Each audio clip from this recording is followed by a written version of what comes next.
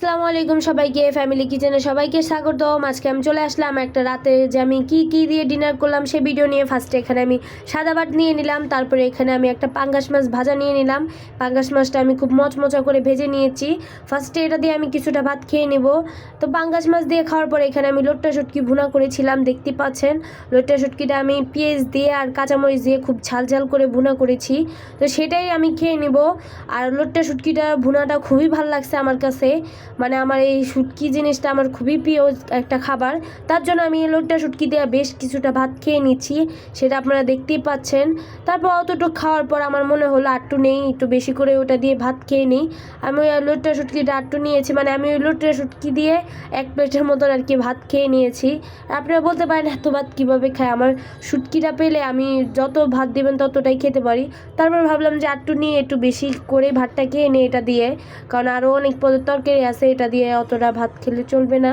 তার জন্য আমি আরেকটু নিয়ে প্লেটে যতটুকু ভাত ছিল সবগুলো আমি এখন মেখে নিয়ে একবারে খেয়ে নেব, যাতে আরেক পদ তরকারি নিতে পারি, আরও কিছুটা ভাত নিতে পারি। তো দেখতে পাচ্ছেন এটা আমি খুব ভালো মতন আর কি মেখে নিচ্ছি। এখন আমি এটা পুরাটা খেয়ে নিব। তারপরে তো আমি এটাও খেয়ে নিচ্ছি।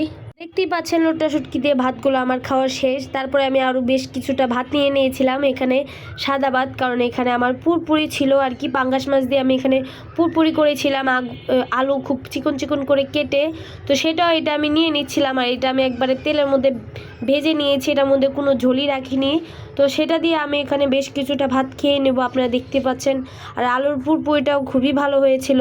আর এখন এখান দিয়ে আমি বেশ কিছুটা ভাত আরও খেয়ে নেব। আর এদিনকা আমার একবারে পেট ভরেই গিয়েছিলো এতগুলা ভাত খাওয়ার কারণে, কারণ আমি এতগুলা ভাত খেতে পারি না। তারপরে তো দেখতে পাচ্ছেন সবগুলো ভাত একবারে মেখে নিয়ে আমি খেয়ে নিয়েছি। তো আজকে ভিডিওটা আপনাদের কাছে কেমন লাগলো অবশ্যই আমাকে কমেন্ট করে জানাবেন। আমার পেজের থেকে দেখে পেজটা ফলো করে দিবেন, আর ইউটিউবে থেকে দেখলে ইউটিউব চ্যানেলটা সাবস্ক্রাইব করে দেবেন। আপনারা সবাই ভালো থাকবেন, আমাদের জন্য দোয়া করবেন। আল্লাহ হাফেজ।